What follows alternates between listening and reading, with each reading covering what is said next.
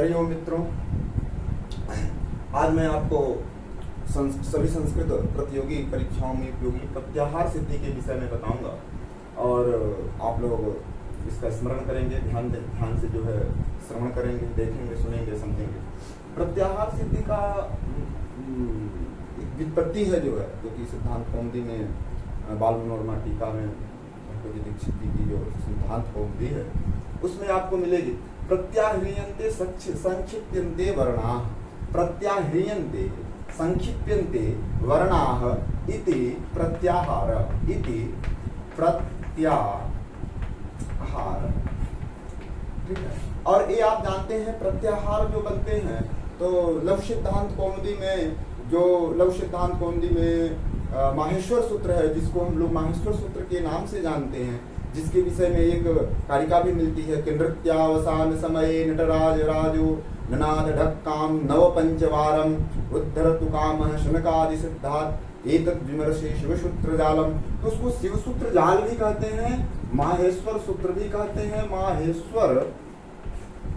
माहेश्वर सूत्र, शिवसूत्र जाल, शिवसूत्र कहते हैं। तो महेश्वर सूत्र, महेश्वर आगतानेति माहेश्वरा, महेश्वर, हाँ, महेश्वर किसको बोलते हैं? भगवान शिव को बोलते हैं। तो महेश्वर आगतानि, महेश्वर आगतानि इति माहेश्वराणि, माहेश्वराणि सूत्राणि। ठीक है, ऐसे समझेंगे आप, माहेश्वराणि सूत्राणि। तो ये सूत्राणि, सूत्रम सूत्रे सूत्राणि बहुवचन में, क्योंकि अच्छा जो कारिका आपको बताए थे उस कारिका में देखिएगा, नृत्यावसान समये नटराज राजो ननाद ढक्काम, ढक्काम ननाद, ढक्का को बजाया। भगवान जब पांडी की तपस्या किए, भगवान शिव की तपस्या किया उन्होंने, और जब बहुत विकट तपस्या किए, भगवान जो है शिव प्रसन्न हुए और प्रकट हुए, तो प्रसन्न होकर के उन्होंने जो है क्या किया, नृत्य किया। और नृत्य में जो है नृत्यावसान समय, नृत्य के समय ढक्काम ननाद, ढक्का को जो है उनके हाथ में डमरू है उसको उन्होंने बजाया। तो कितनी बार बजाया? 9 पंचवारम। तो 9 और 5 कितना हो गया? 9 5 हो गया 14। 9 5 कितना हो गया? 14। 9 पंचवारम ढक्काम ननाद, हाँ, नृत्यावसान समय, नृत्य के समय। ठीक है। और वही फिर क्या हो गया, उसी को कहे शिवसूत्र जालम, अंतिम में कहे शिवसूत्र जालम। तो माहेश्वर सूत्र कितने हैं? 14 हैं। परीक्षा पूछा जाएगा माहेश्वर सूत्र कितने हैं? 14 हैं। शिव सूत्र कितने हैं? 14 हैं। व्याकरण के जो इसी से पूरा संपूर्ण व्याकरण शास्त्र शिवसूत्र जाल है, पूरी व्याकरण शास्त्र की जो रचना हुई है, तो इसमें शिवसूत्र में क्या है, सभी स्वर और व्यंजन है। और उसी को संक्षेप में जो है कहने के लिए वर्णों को वर्णा, हाँ, प्रत्याह्रियन्ते, प्रत्याह्रियन्ते, उसको संक्षेप किया गया, संक्षिप्यन्ते, प्रत्याह्रियन्ते इत्यस्य अर्थ संक्षिप्यन्ते। तो संक्षेप करने के लिए जो है प्रत्याह्रियन्ते, संक्षिप्यन्ते, संक्षेप में किया गया। जैसे मान लीजिए हमको 10 वर्णों को बताना है, तो 10 वर्णों को बताने के लिए 2 वर्ण केवल कहे और 10 वर्णों का जो है बोध हो गया, तो क्या हो गया? ये हो गया आपका संक्षेप हो गया। गागर में सागर को भर देना, ये है जो है प्रत्याहार। प्रत्याहार और महेश्वर से आया तो जैसे वसुदेव, तो वसुदेव का जो अपत्य, मतलब उनसे जो आएगा, जो उनसे उत्पन्न होगा, उसको बोलेंगे वासुदेव। तो भगवान श्री कृष्ण को क्या बोलते हैं हम? वासुदेव। हाँ, तो आदि अच को जो है अण प्रत्याहार होता है तथागत से, और आदि अच को वृद्धि हो जाता है। यहाँ पर देखिएगा व्याकरण का ये तद्धित का नियम है। तद्धित में जब आप प्रत्यय पढ़ेंगे तो वहां पे मिलेगा।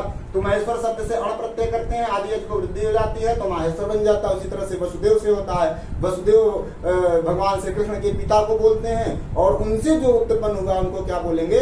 वासुदेव। तो इसी तरह से महेश्वर से जो उत्पन्न हुआ, इसीलिए हम उसको बोलते हैं माहेश्वर। तो माहेश्वर सूत्र कितने हैं मित्रों? 14। 14 क्यों है? ननाद ढक्काम 9 पंचवारम। ठीक हो गया?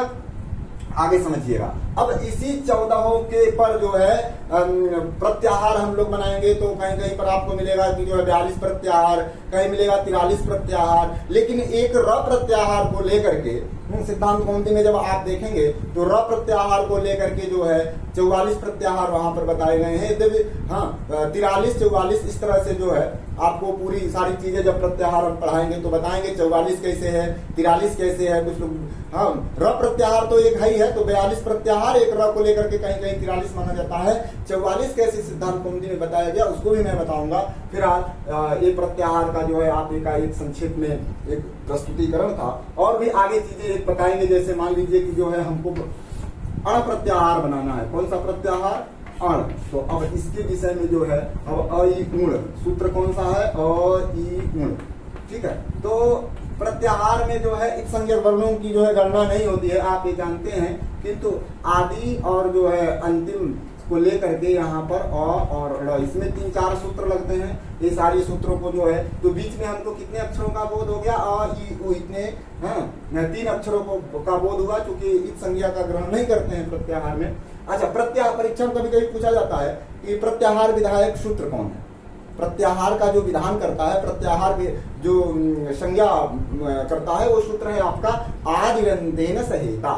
तो आदिरंतेन सहेता उसके भी विषय में बताएंगे। और हलन्त्यम सूत्र लगेगा आपका, दर्शनम लोपा लगेगा, तस्य लोपा लगेगा, फिर आदिरंतेन सहेता आकर के तब जाकर के एक प्रत्याहार की सिद्धि होती है। तो प्रत्याहार का विषय जो है ये काफी महत्वपूर्ण है।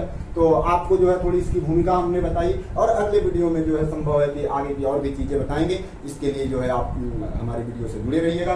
ओम हरि ओम।